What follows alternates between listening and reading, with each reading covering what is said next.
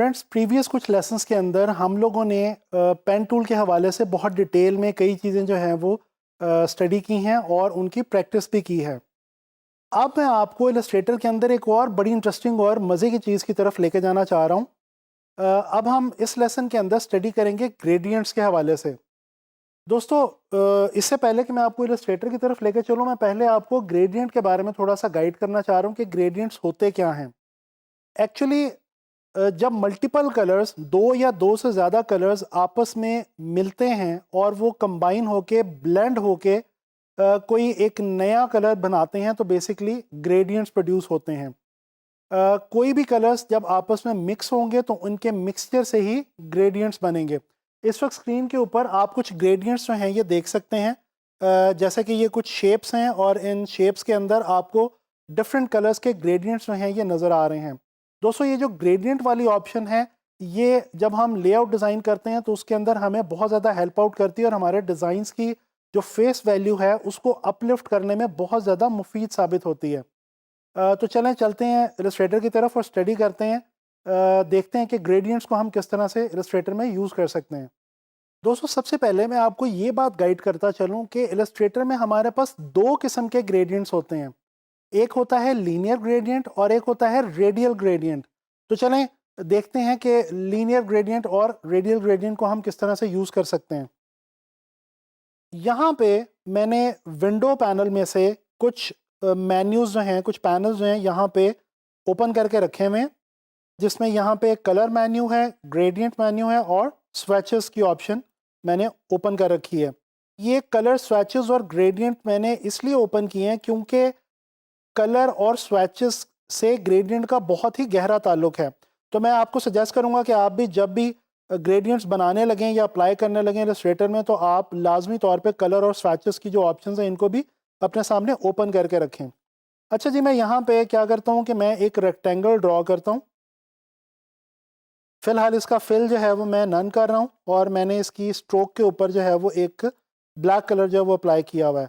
अच्छा, यहाँ पे मैं आपको थोड़ा सा रिपीट करता चलूँ। मैंने आपको शायद पहले भी बताया था कि हम फिल और स्ट्रोक को किस तरह से डील करते हैं। अगर इस ऑब्जेक्ट को मैं सिलेक्ट करूँ और यहाँ पे आके स्वैचेस में किसी भी कलर के ऊपर क्लिक करूँ, तो आप देख सकते हैं कि वो कलर यहाँ पे मेरे पास इस ऑब्जेक्ट में जो है वो फिल इन हो जाएगा। अच्छा जी, इसी तरह से एक और तरीका ये है कि मैं इसको सेलेक्ट करूं, यहाँ से किसी भी कलर को चूज़ करूं और यहाँ पे लाके ड्रैग करूं इस शेप में, तो ये मेरी रेक्टेंगुलर शेप में वो कलर जो है वो फिल हो जाएगा। अच्छा, ये तो मैंने आपको बता दिया दोबारा फिल के हवाले से। इस वक्त मैं दोबारा फिल जो है इसको नन कर रहा हूँ और आउटलाइन मैंने ब्लैक रखी हुई है। अब हम चलते हैं जी ग्रेडियंट की तरफ। दोस्तों, जो स्वैचेस पैनल के बारे में मैंने आपको बताया है, इसमें आप अगर गौर करें तो यहाँ पे कुछ आपके पास पड़े हुए हैं फ्लैट कलर्स और कुछ नीचे ग्रेडियंट्स भी अवेलेबल हैं, लेकिन इनको हम बेसिकली यहाँ से ग्रेडियंट पैनल से स्टडी करते हैं। अच्छा जी, ग्रेडियंट पे यहाँ पे आप अगर क्लिक करें तो आपके पास कुछ 3-4 ऑप्शंस पहले से बनी हुई हैं, जिसमें सबसे ऊपर आपके पास ब्लैक एंड वाइट है। दोस्तों, ब्लैक एंड वाइट का जो ग्रेडियंट है ये बिल्कुल बेसिक ग्रेडियंट है, स्टैंडर्ड ग्रेडियंट हम इसको मानते हैं, क्योंकि ब्लैक और वाइट जो हैं वो कलर व्हील के अंदर हमारे पास बिल्कुल दो एंड्स के तौर पे इस्तेमाल होते हैं। तो लिहाजा हमारे पास सबसे ऊपर जो है वो ब्लैक और वाइट का जो ब्लेंड है, ग्रेडियंट है, वो हमें नज़र आ रहा है। अच्छा, मैं आपको ये बताता चलूँ कि हमने ग्रेडियंट अप्लाई कैसे करना है। दोस्तों, सबसे पहले आपने शेप को सिलेक्ट करना है, उसके बाद यहाँ पे ग्रेडियंट पे आके आपने क्लिक करना है। आप यहाँ पे भी क्लिक कर सकते हैं और ये नीचे जो आपको एक स्लाइड बार दिख रही है जिसके ऊपर ब्लैक से वाइट की तरफ शेड्स आपको नज़र आ रहे हैं, ये यहाँ पे भी आप क्लिक कर सकते हैं। दोनों सूरतों में ये ग्रेडियंट आपकी शेप के अंदर यहाँ पे अप्लाई हो जाएगा। अच्छा, अब कुछ बात कर लेते हैं ये जो ग्रेडियंट पैनल के अंदर यहाँ पे हमारे पास ऑप्शंस हैं इनकी, लेकिन उससे पहले मैं यहाँ पे क्या करूँगा, ब्लैक एंड वाइट को मैं चेंज करूँगा कलर में। दोस्तों, यहाँ से मैं ग्रीन को चूज़ कर रहा हूँ और ये हमारे पास एक यहाँ पे एक स्लाइडर अवेलेबल है। इस स्लाइडर के अंदर जाके मैंने ग्रीन कलर को फेंक दिया है, तो आप देख सकते हैं कि मेरा राइट साइड पे रेक्टेंगल में ग्रीन कलर हो गया। इसी तरह से मैं येलो को पिक करता हूँ और यहाँ पे लाके लेफ्ट स्लाइडर के अंदर छोड़ देता हूँ, तो आप देख सकते हैं कि येलो कलर मेरे ये जो मेरा रेक्टेंगुलर शेप है इसमें लेफ्ट साइड पे आ गया। अब ये बन गया जी हमारा ग्रेडियंट। आप देख सकते हैं कि लेफ्ट राइट पे ग्रीन है और लेफ्ट पे येलो है। अच्छा जी, आप ज़रा देखते हैं हमारे पास यहाँ पे क्या क्या चीज़ें हैं। दोस्तों, ये स्लाइड बार हमारे पास अवेलेबल है। इसमें ये 3 स्लाइडर्स हैं, इनको ज़रा देख लेते हैं कि ये क्या करते हैं। जैसा कि मैंने आपको कलर इनमें अप्लाई करके दिखा दिया है, अगर ये येलो वाले स्लाइडर को मैं ग्रीन की तरफ लेके जाता हूँ, मूव करता हूँ, तो आप ये देखें येलो कलर की क्वांटिटी मेरे ग्रेडियंट में बढ़ गई है और ग्रीन की कम हो गई है। मैं कंट्रोल Z कर रहा हूँ, अनडू करके मैं अब ग्रीन वाले स्लाइडर को येलो की तरफ लेके जा रहा हूँ, तो ये आप देख सकते हैं कि मेरे ग्रीन कलर की क्वांटिटी मेरे ग्रेडियंट में बढ़ गई है, येलो की कम हो गई है। दोबारा मैं इसको अनडू कर रहा हूँ। इसका मतलब ये हुआ कि इन स्लाइडर्स का मकसद ये है कि आप इस स्लाइडर को दूसरी तरफ ऑपोजिट डायरेक्शन में मूव करेंगे तो इस स्लाइडर में जो कलर मौजूद है वो बढ़ जाएगा। Same goes for the other one. अच्छा, ये ऊपर भी एक स्लाइडर छोटा सा पड़ा हुआ है, इसको भी देख लेते हैं ये क्या करता है। दोस्तों, अगर इस स्लाइडर को हम दोनों तरफ घुमा के देखें तो हमें पता ये चलता है कि ये हमारे कलर्स को बहुत अच्छे तरीके से स्प्रेड करता है। जितना दूसरी तरफ हम इसको लेके जाएंगे हमारा कलर जो पहले वाला है वो उतना ज़्यादा स्प्रेड आउट होगा। और ये आप एक और चीज़ गौर करें कि ये जो स्प्रेड हो रहा है ये बहुत ही डिसेंट वे में बड़ा एक जो इवनली स्प्रेड हो रहा है हमारा कलर। अच्छा, यही जो स्प्रेड आउट है इसकी लोकेशन हम यहाँ से भी चेंज कर सकते हैं, जैसे कि ये 20%, 80%, 100%, ये देखें हम यहाँ से आके इसको चेंज कर सकते हैं। तो दोनों ऑप्शंस हैं, स्लाइडर को बेशक यहाँ से मूव कर लें, बेशक यहाँ नीचे से। इसको मैं लेके आता हूँ जी 50% पे, जो कि मेरा सेंटर है। अच्छा, यहाँ पे अब मैं आपको एक दो और बातें बताता चलूँ। एक तो ये कि ये मेरे पास 2 कलर्स हैं। एक बात आपने याद रखनी है, किसी भी ग्रेडियंट में 2 कलर्स मिनिमम लाजमी होने चाहिए, उससे ज़्यादा भी हो सकते हैं, लेकिन 2 तो लाजमी हैं, ज़रूरी हैं।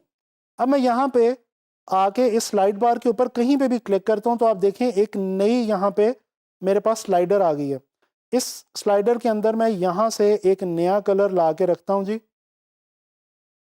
ये ब्लू कलर मैंने यहाँ पे ला के रखा और इसको मैं थोड़ा सा सेंटर में ले जाता हूँ। अब ये मेरे पास ऊपर वाले स्लाइडर्स भी 2 आ गए हैं, क्योंकि मेरे कलर्स में उनकी तादाद बढ़ गई है, तो इनको भी मैं थोड़ा सा सम अप कर लेता हूँ। अब ये देखें कितना खूबसूरत हमारे पास ग्रेडियंट बन गया, 3 कलर्स का, ग्रीन का, ब्लू का और येलो का। अच्छा, मैं आपको एक टिप यहाँ पे ये देता चलूँ ग्रेडियंट के हवाले से। दोस्तों, कोशिश करें अपने डिज़ाइंस के अंदर जब ग्रेडियंट अप्लाई करें किसी भी ऑब्जेक्ट में, बहुत ज़्यादा कलर्स उसमें ऐड ना करें, उसको क्लटर ना करें। 2 या 3 जो कलर्स होते हैं ग्रेडियंट के लिए इनफ होते हैं। अच्छा जी, अगर ये जो मैंने एक नया अभी यहाँ पे लगाया ब्लू वाला स्लाइडर, इसको मैं डिलीट करना चाहूँ, यानी मैं वापस अपने इस ग्रेडियंट को 2 कलर्स का बनाना चाहूँ, तो मैं बड़े आराम से कर सकता हूँ। कैसे? इस स्लाइडर को सिलेक्ट किया और डिलीट के बटन पे आके क्लिक कर दिया, तो आप देख सकते हैं कि वो स्लाइडर भी चला गया और उस स्लाइडर में जो कलर मौजूद था वो भी चला गया। अच्छा दोस्तों, ये जो अभी तक हमने ग्रेडियंट देखा है ये लीनियर ग्रेडियंट था। अब मैं आपको थोड़ा सा गाइड करना चाह रहा हूँ रेडियल ग्रेडियंट के लिए। उसके लिए मैं यहाँ पे एक ले रहा हूँ जी इलिप्स। देखें जी, ये इलिप्स मैंने सर्कल एक ड्रॉ किया और इसको थोड़ा सा मैं जूम करूँ तो आप देख सकते हैं यहाँ पे हमारे पास अभी अवेलेबल है लीनियर। लीनियर का मतलब ये है कि ये एक साइड से दूसरी साइड पर मूव करता है। मैं अब अगर यहाँ पे आके लीनियर की जगह रेडियल को अगर मैं सिलेक्ट करूँ तो मेरा जो ग्रेडियंट है आप देख सकते हैं सेंटर से बाहर की तरफ स्प्रेड आउट होगा। ये सर्कुलर शेप के अंदर मेरे पास आएगा। ये आप देख सकते हैं हमारे पास जो है वो रेडियल ग्रेडियंट आ गया है। सेम वही प्रॉपर्टीज और वही ऑप्शंस जो हमारे पास पिछले ग्रेडियंट में थी लीनियर में, वही यहाँ पे हमारे पास रेडियल में भी मौजूद हैं। वो सारे स्लाइडर्स उसी तरह से काम करते हैं। यहाँ पे हमारे पास जो है वो वही सारी की सारी ऑप्शन जो है वो वर्कआउट कर रही हैं। एक ऑप्शन हमारे पास यहाँ पे नहीं है, लेकिन उसको बताने से पहले मैं आपको पहले लेके जाऊंगा जी ग्रेडियंट टूल की तरफ। इसको मैं 100% कर रहा हूँ। दोस्तों, यहाँ पे हमारे पास ग्रेडियंट टूल भी अवेलेबल है। अगर मैं अपने पहले वाले रेक्टेंगुलर शेप को सिलेक्ट करूँ और ग्रेडियंट टूल को सिलेक्ट करूँ, इसकी शॉर्ट की जो है ये आपको यहाँ पे मिल जाएगी।